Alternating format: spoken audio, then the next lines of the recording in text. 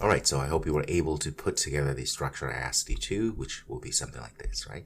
Will be a container, which will contain a single child scroll to allow for this amount of text that could potentially be here. Now, this is just a little bit, not as much as it could be for the description. To account for that, we put in a scroll view per se, right? So I hope you were able to do this. If not, no problem. We are going to do it right now. So back to our code. Actually, to the code. This is the code. All right, so what we're going to do here, still inside of our column, of course, in our widgets column here, children, we need to add, of course, that structure.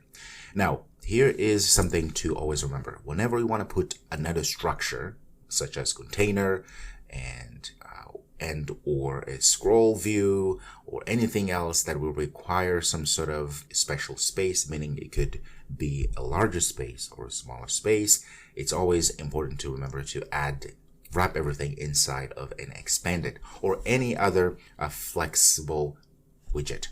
This is really important to always remember, because if you don't do that, as you probably saw before, you will end up with errors.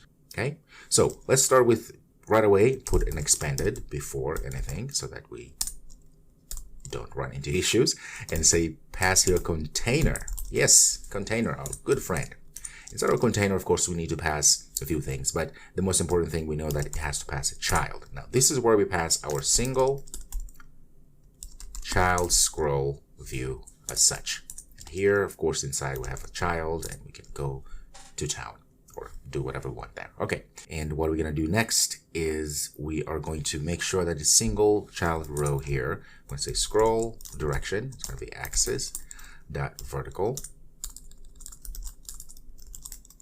like that, and the child is going to be just a text. So I'm going to say text. The text is going to be from book dot description. Okay, and let's see, let's just wrap this inside of a padding, because it's always nice to have that nice padding around the text.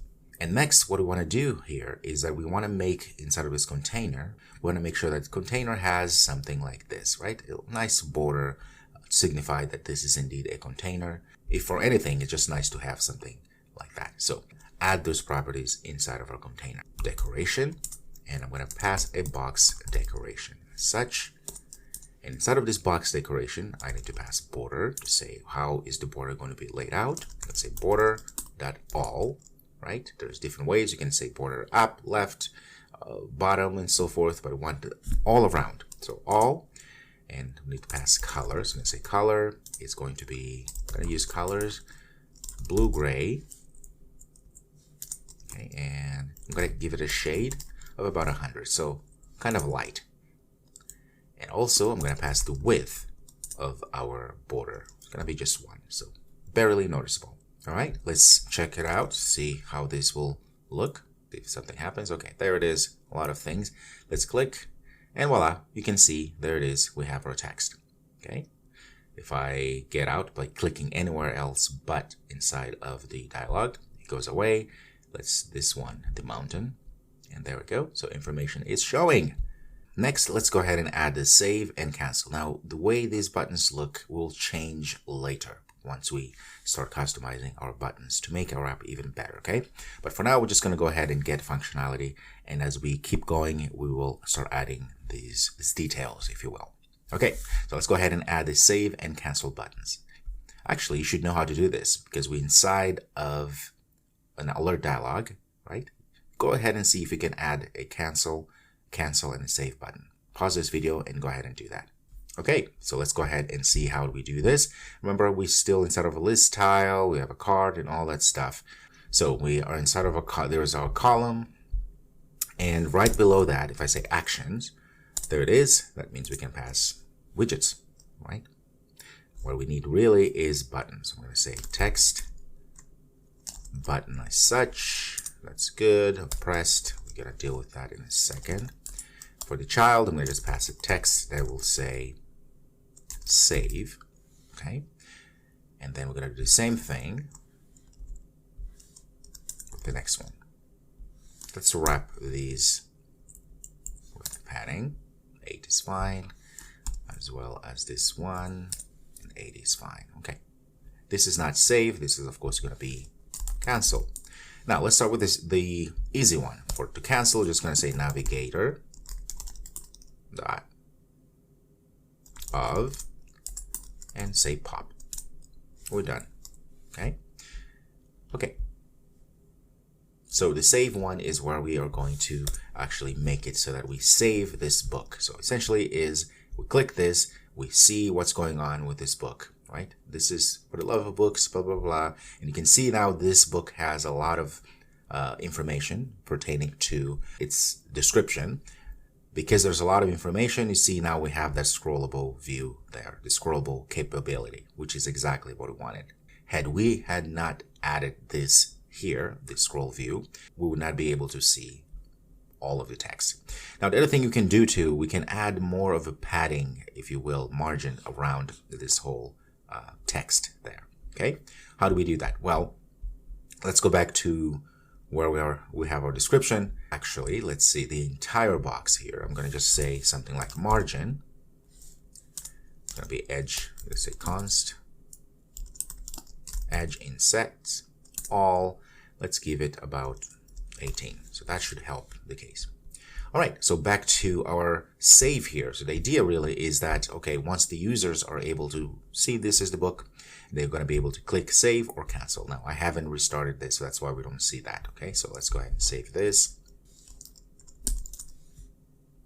Okay, now if I click here on any of these books, you can see we have save and cancel. Click cancel, we get out as intended. Okay, save doesn't do anything yet. And there is that padding that you probably don't see much, but it's there. Let's see, what was the book? Was it this one? No, it was this one, yes. So we've added the margin around this entire view, but not necessarily inside. I can make this padding even larger, just right away like this, actually. Save like this, go ahead and click. There we go. So you can see there's more padding around the text. Now, while we're here, because I'm seeing things here, we can also, you can see that this text is really, it's kind of hard to read. We can format all of this. It's really easy because everything is inside of our text here, right? Text widget. We can actually pass style. We've seen this many times, but probably what we haven't seen yet, this is text style like this, is that we usually pass in color and other properties, but we can also pass here something like spacing or word spacing or letter spacing. Let's start with word spacing. We can give word spacing about 0.9, okay? And letter spacing, as the name implies, the spacing between letters. If you actually hit enter and then hover over, we should have an information about the amount of space to add between each letter, okay? And we want, let's say, about 1.5. Save that. So that will give us a little bit more space around so it's easier to read. And you can play around with these numbers. Okay, that's not something out of this world, and you can adjust as you need. Okay, let's click here, and you can see much better. You know, you can kind of read because there's more spacing between the letters and between the words. That's really good.